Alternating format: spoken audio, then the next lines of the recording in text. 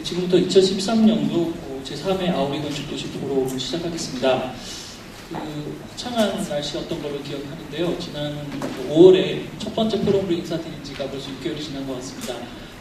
다시 한번 가을의 막바지에서 마지막 포럼으로 인사를 드리게 되었습니다.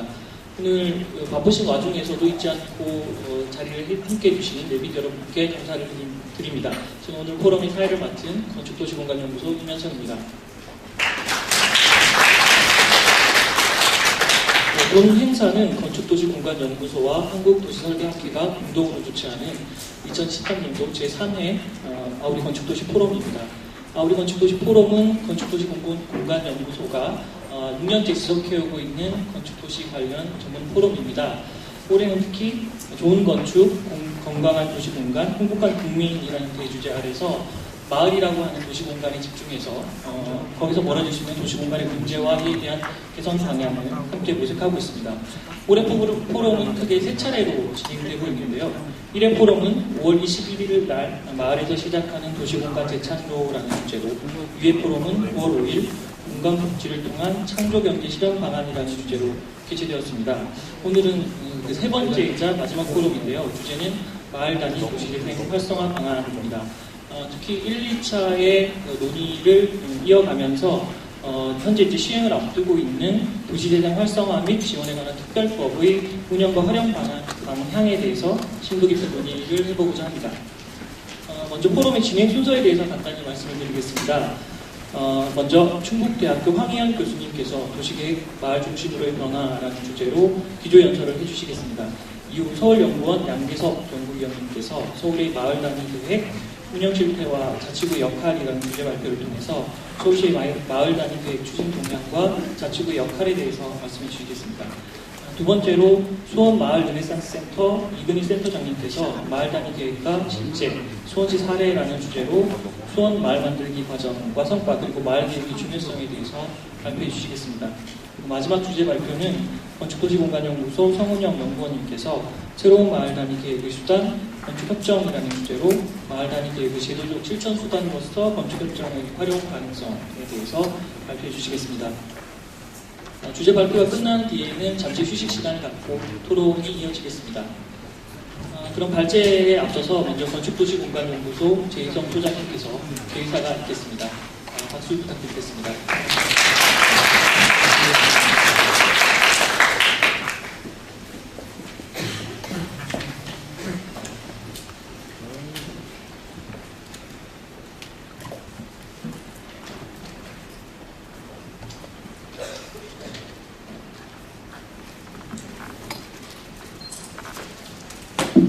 여러분 안녕하십니까. 반갑습니다.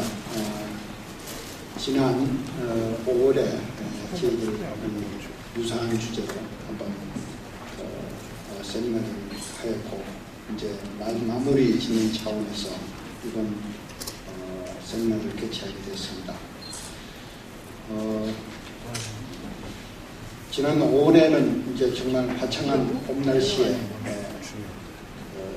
세미나가 포럼이 시작이 됐는데 어느덧 낙엽이 이제 다 물들고 쌀쌀한 가을로 접어들어 오늘이 입동이라고 합니다.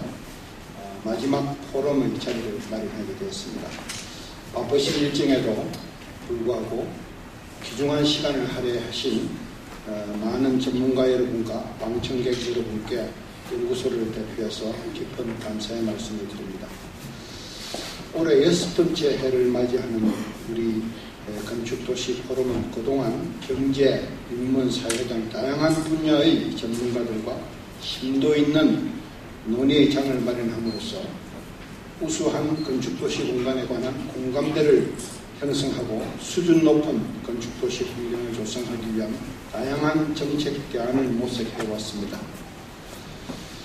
오늘 포럼 주제는 마을 단위 도시재생 활성화 방안입니다.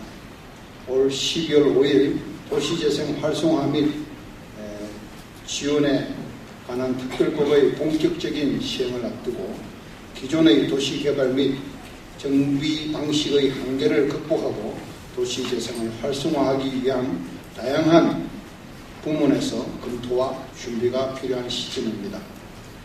이에 건축도시공간연구소는 한국도시설계학회와 공동으로 올 1회 포럼에 이어 마을 단위 도시의 자생적 성장 기반 확충, 도시 경쟁력 제고, 지역 공동체 회복 등을 위한 도시 재생 활성화 방안을 다각적으로 검토하기 위한 두 번째 자리를 마련하였습니다.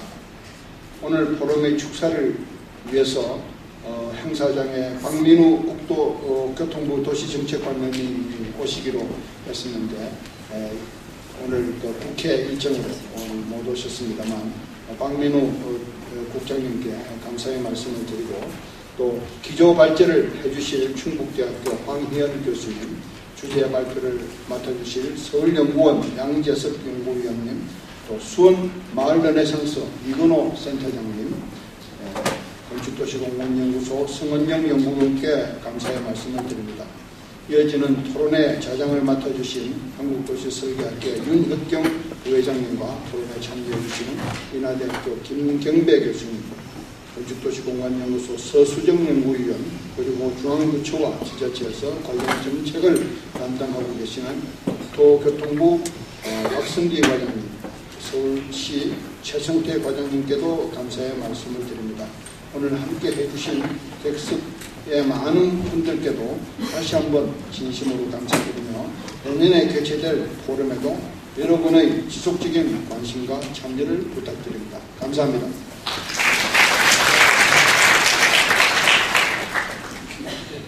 감사합니다. 다음은 국토교통부 도시정책관 박민우 국장께서 축사를 해주실 예정이었습니다만은 바쁘신 업무 일정으로 인해서 참석이 불가능한 관계로 국토교통부 도시재생과 박승기 과장님께서 축사를 대독해 주시겠습니다. 박수 부탁드리겠습니다.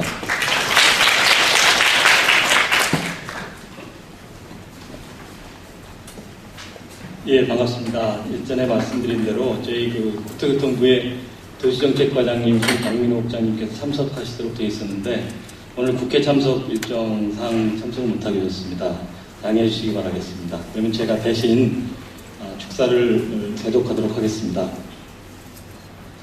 존경하는 재혜성 소장님을 비롯한 건축도시공간연구소, 한국도시설계학회 관계자분들과 참석자 여러분, 2013년 제3회 아우리 건축도시 포럼 개최를 진심으로 축하드립니다.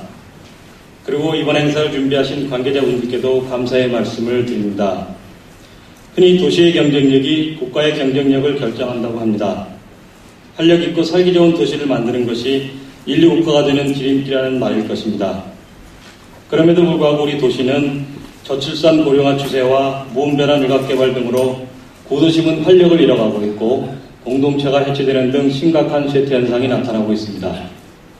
부동산 경기가 좋았던 시기에는 재개발 등 민간의 물리적 사업이 의존해서 도시의 활력을 유지할 수 있었습니다마는 물리적 정비만으로는 진정한 도시의 기능 회복이 어렵고 부동산 경기가 침체된 최근에는 그마저도 잘 추진되지 못하는 시점입니다.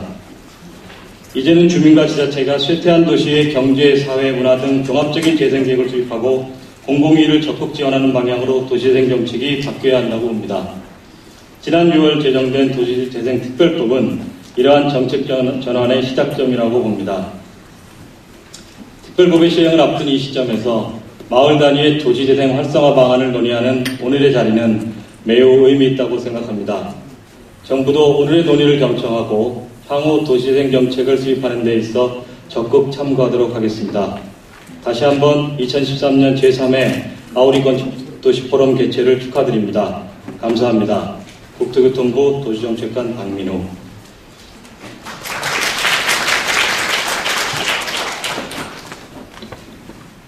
네, 감사합니다. 그럼 이제 기조연설로 포럼을 시작하겠습니다. 오늘 기조연설은 도시계획, 마을 중심으로의 변화라는 주제로 충북대학교 황희연 교수님께서 발표해 주시겠습니다. 예빈 여러분께서는 박수로 맞이해 주시기 바랍니다.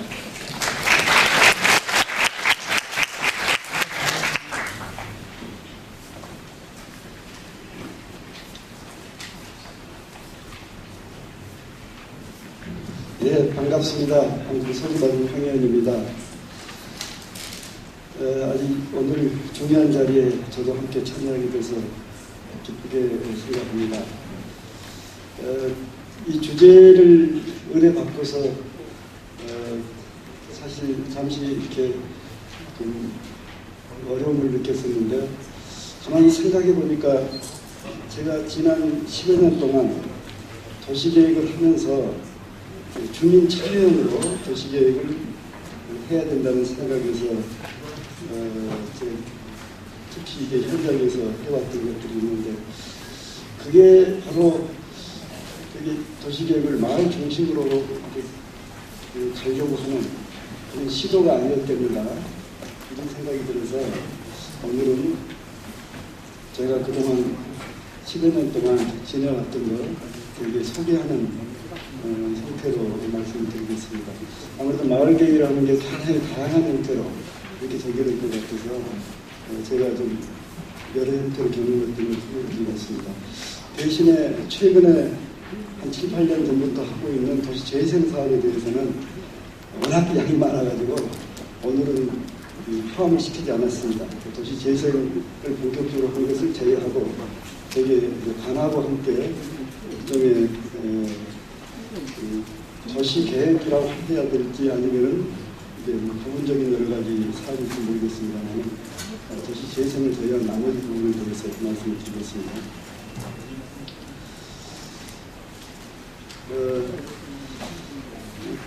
도시가 특히 산업사회가 되면서 급속도로 성장을 하고 그때 외연적 형성을 하면서 어느 시점이 와서 도시 공동화 현상이 생기게 되는데 대체적으로 이 시점이 되면은 후기 산업사회를 이렇게 넘어가는 시점이 되는 것 같습니다. 그러다 보니까 도시의 산업도 정보 지식산업, 문화산업 이런 게 이제 중요시되고 이 시점에서 여기 먼저 근대화를 경험했던 나라들을 보면 거의 예외 없이 국가 차원의 도시재생들을 펴면서 또 새로운 차원에서 도시계획을 전개되는 이런 흐름이 있는 것 같습니다. 우리나라도 이제 후기 산업사회로 접어들었다고 저는 생각합니다. 여러 형태에서 그 징후가 나타나고 있는데 후기 산업사회의 여러 특성이 있겠습니다만 특히 이제 문화적인 다양성, 우리에서 나라는 게 중요시되고 분업화 전문화에서 융복합화가 중요시되고 기술적인 합리성을 중요하는 시대에서 의사소통의 합리성, 특히 합의에 의한 의사결정이 중요시되면서 그 다음에 수직적 의사결정에서 수평적 협력체계로 가는 이런 큰 흐름이 있고 우리 사회도 많이 이쪽으로 와 있는 것 같습니다. 그러면서 세계적으로 새로운 도시운동이 대개 컴팩시티, 뉴어바니즘, 슬로우시티 이런 운동들이 다양하게 전개되고 있는데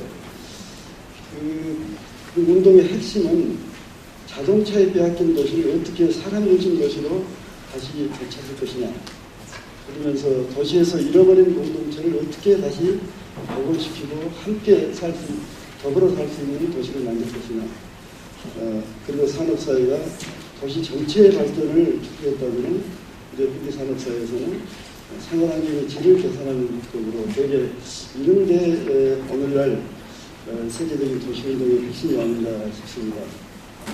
그래서 이제 우리나라도 임의주택보급률이 100%를 넘어서면서 소위 대량의 신개발단 수요는 급격하게 감소를 했고 반면에 교통과 정보통신이 발달하면서 소위 전통적으로 도시 중심 시설이 도시 밖으로 이렇게 이탈하는 정도 사회 현상이 나타나면서 소위 도시 공간 구조에 대한 재편의 필요성이 불거지게 되었습니다.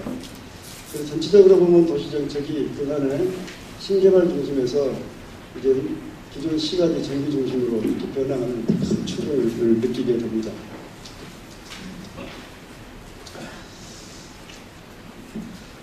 그러면서 소위 도시 정비 사업이 전국적으로 이렇게 성행을 했는데 민간 위주의 특히 아파트 개발 중심의 정비 사업이 한계를 느끼게 되었고 그렇다고 해서 오늘날 이렇게 민주화된 사회에서 관주도로 특히 공공 주도로 정비 사업을 하는 것도 굉장히 거기에 부딪혔습니다.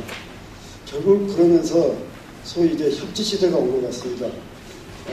지지난 정부부터 소위 거버넌스라는 용어가 유행을 하고 있는데 일시적인 용어였던 그런 성격보다는 이제 우리 흐름 자체가 이제 거버넌스 시대로 이렇게 도래하는 것 같습니다. 그래서 우리 도시 분야에서도 결국은 이제 그런 협치 시대에 도시 정책이 작동하기 위해서는 관이 직접 시행을 한다든가 민간이 또 민간 주도로 하는 것도 한계가 있기 때문에 그 중간 역할을 하는 저 협치기구가 중요시 될 것 같습니다. 이 협치기구는 행정과 주민의 중간자 역할을 하면서 주민 참여의 여러 활동들을 되게 지원하는 그런 역할을 되게 하는 주된 기능을 가지고 있지 않나 싶습니다. 그래서 제가 2004년도에 청주에다가 주민참여 도시만들기 지원 센터라는 걸 만들었습니다. 그래서 지금까지 제가 이제 센터장을 맡고 있습니다만은 2009년도에 사단 법인을 시키고, 그래서 그동안 한 10년 정도를 이 센터를 중심으로 해서 여러 가지 마을 만들기 사업을 지원을 했고, 또 청주시가 도시계획을 주민 참여형으로 하는 것에 대한 노력을 지원을 하고, 또 도시재생 사업을 최근 한 5년 전부터는 도시재생 사업을 지원하고 주민 교육이라든가 여러 가지 이런 연구 사업을 쭉 해왔습니다. 그러면서 대개는 그 이후로 생각이 됩니다만은 여러 도시에서 소위 대개는 이제 마을 만들기 지원센터의 성격을 지금 기구들을 거기서 기구로 많이 만들고 있습니다. 이 외에도 있겠습니다만은 제가 언뜻 생각나는 그런 나이를 했습니다. 용어는 조금 다르지만은 대체적으로 마을 단위의 여러 가지 사업들, 주민 활동들을 지원하는 역할을 하는 기구가 생겨났습니다. 그러면서 이제 국토부의 도시재생 R&D 사업을 하면서 창원과 전주에 테스트베드 사업을 진행하면서 도시에게 도시재생 지원센터라는 것을 만들어서 현재 이걸 쭉 2년 반 정도 운영을 하고 있고, 이 내용이 바로 이번에 도시재생 특별법에 이렇게 법에 반영이 됐습니다. 그리고 울산 정부청에서도 센터를 설립했고, 청주도 지금 이제 며칠 후에 MOU 체결하고 바로 출범을 하고 있습니다.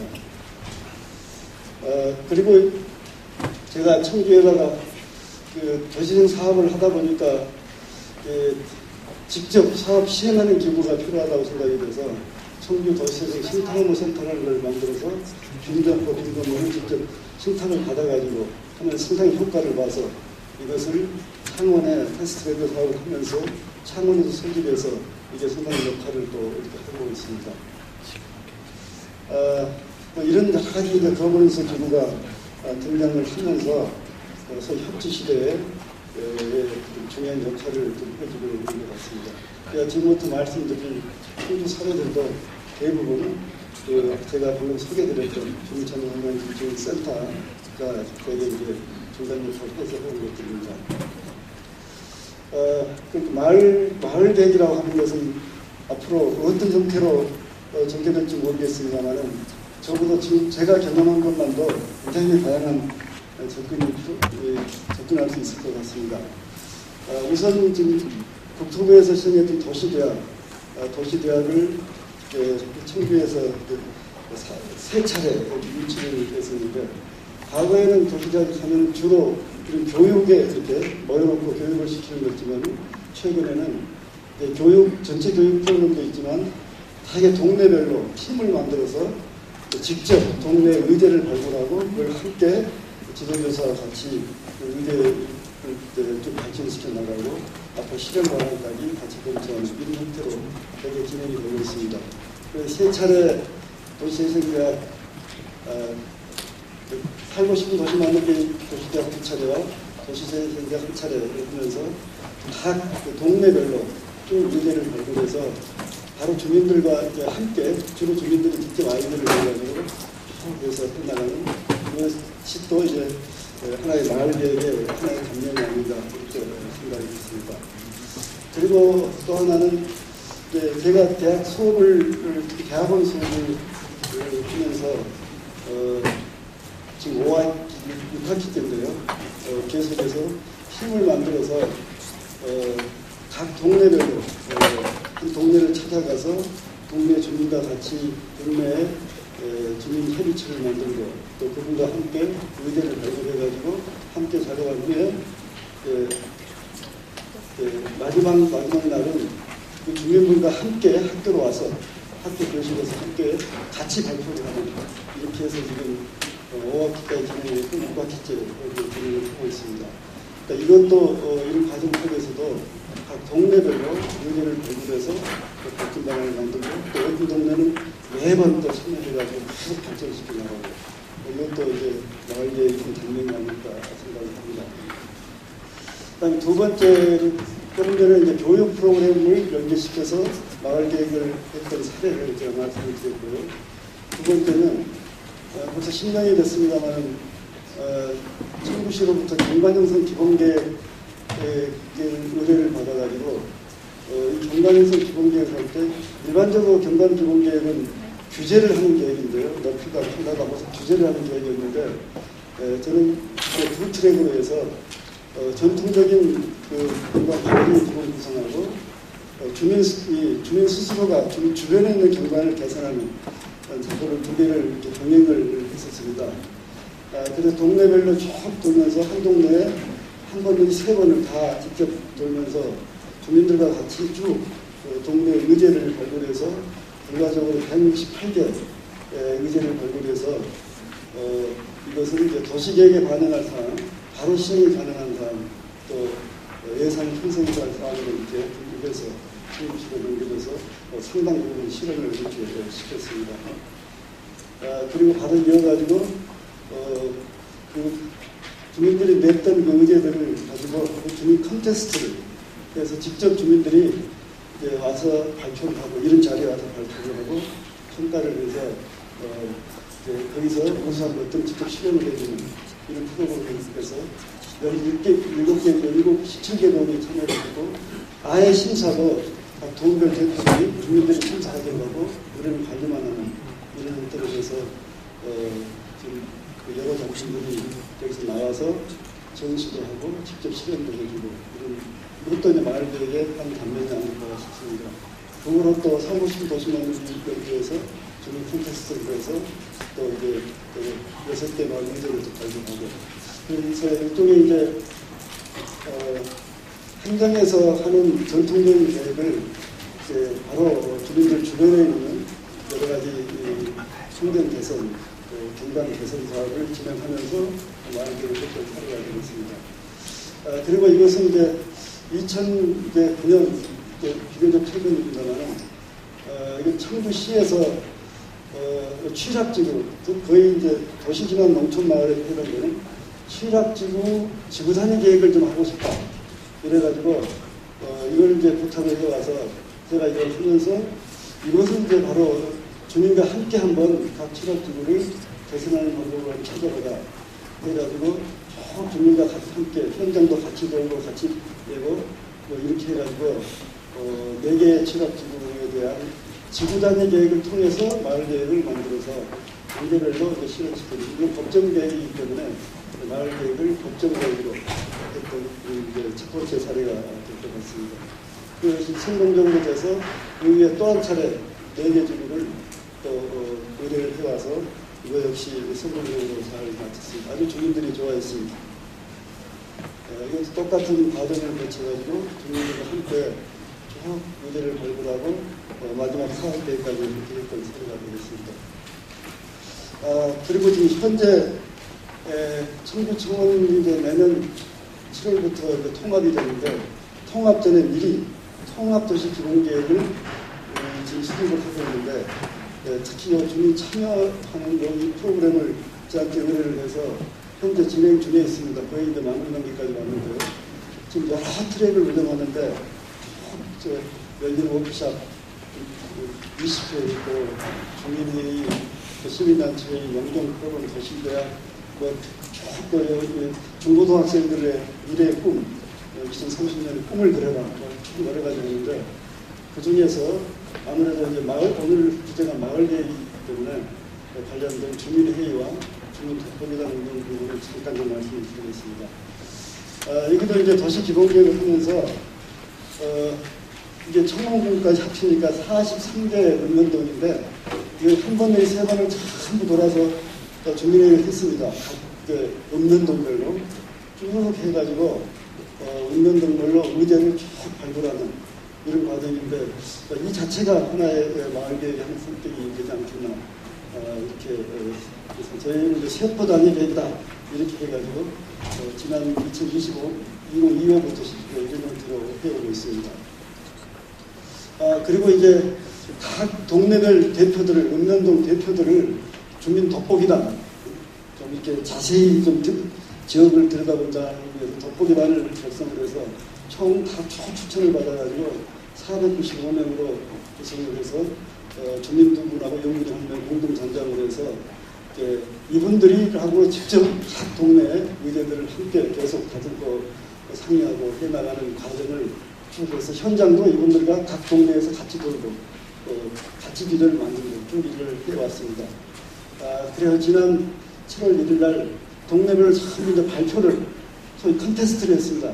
각 읍면동별로 제가 주관하는 행사 중에 가장 많은 사람이 왔습니다. 1,300명이 와가지고 완전히 청주예술전당 1, 2층이 꽉 차는 아주 성황을 보였는데 동네끼리 서로 경쟁을 시켜놨더니 어느 한 면에서 300몇 명이 오고 이런 아주 정말로 헐기 있는 도시계획을 항상 규제를 받는 계획에서 정말 축제의 장으로 이렇게 바뀌는 분위기를 느꼈습니다. 그리고 이제 돋보기 단원들을 10월 24일 날 다 이렇게 모셔놓고 각 동네별로 나오는 의제들을 도시 기본계획이기 때문에 구별로 사업 우선순위를 이 돋보기 단원들 스스로가 정하도록 이렇게 해서 돋보기 단원대회에서 각 구별 사업 우선순위를 스스로 정하게 하고 청주시 전체 전략사업 선정도 함께하고 이런 과정도 거쳤습니다. 대개 이제 청주에서 하고 있는 사례들이 되겠고요.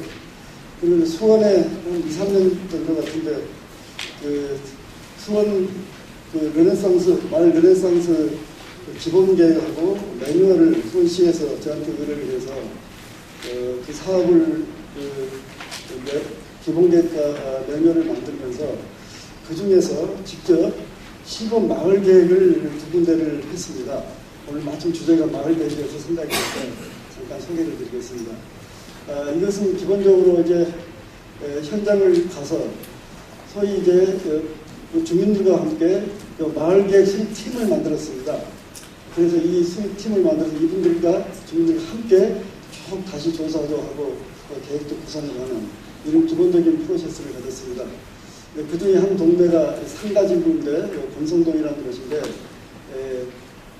이게 한 곳이 되겠는데 여기에 주민들 또 연구진 팀, 또 오늘도 발표하신 이근호 센터장님, 또 행정 공장이나 팀장 이렇게 해가지고 마을계획 팀을 만들어서 이 팀이 함께 마을 같이 돌아보면서 기초 조사를 하고 구상을 하고 실행 방안까지 만드는 이런 과정을 가졌습니다.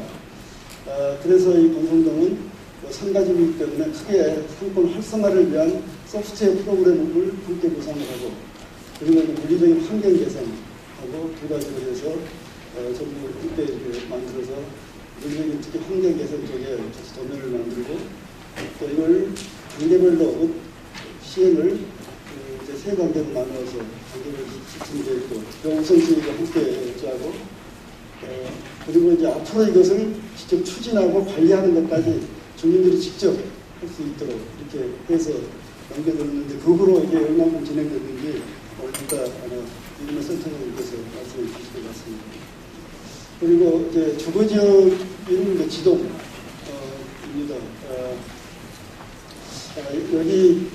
여기가 바로 화성파가 있는 동네인데 상당히 아주 낙후되어 있는 동네인데 여기도 이제 주민들 또 연구진 또 이근호 센터장님 그리고 여기에는 또 마을기업 이웃사촌이라는 이제 이런 일종의 봉사기구가 있어서 여기에는 활동가들 또 행정 이렇게 해서 마을계획 수립팀을 만들어서 함께 기초 조사하고 구상을 하고 또 실행 방안을 만들어서 여기는 주거지역이기 때문에 공동체를 활성화하는 방안 또 마을 경제 활성화하는 방안하고 또 환경 개선 이렇게 전체적인 의제를 발굴하고 특히 물리적인 환경 개선에 대해서는 그리고 여러 가지 시설들 베트남 카페나 이런 이제 마을 기업으로 하자고 제안을 했는데 이런 등등의 것들을 함께 만들었습니다. 역시 단계별 실천 계획을 세우고 그리고 앞으로 관리 운영도 주민들이 함께 할 수 있는 이런 전체 체계까지 만들어서 수원시에 넘겨드렸습니다. 아무튼 제가 대충 따져보니까 벌써 도시계획에 입문한 지가 40년이 다 돼가는데요. 38년 되는 것 같은데 그동안 쭉 제가 하면서 느낀 게 그간의 도시계획이 되게 물리적인 구조 개선이었다면 이제는 국민들의 삶의 질을 높이는 쪽으로 되게 크게 목적이 바뀌어가는 것 같고, 그리고 그동안의 도시계획 대상이 주로 개발사업, 개발이 중심이었다면 이제는 어떻게 경제를 활성화하고 일자리를 창출하고 또 지역 공동체를 변화시킬 것이나 또 생활 환경을 개선할 것이나 하는 게 주요 대상이 된 것 같습니다. 그러다 보니까 자연스럽게 도시계획도 그간의 행정이나 전문가 중심으로 주민 행정 전문가가 좀 파트너십이 중요한 그런 시대로 바뀐 것 같습니다.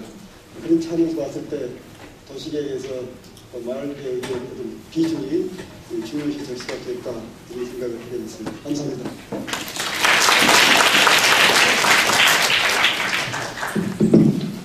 네, 성장이 아닌 협치의 시대임을 강조해 주셨고요. 다양한 마을계획 수립 사례들을 통해서 오늘 아마 그 주제 발표의 개괄적인 논의 방향을 잡아주신 같은 내용이었던 것 같습니다. 기조연설 감사합니다.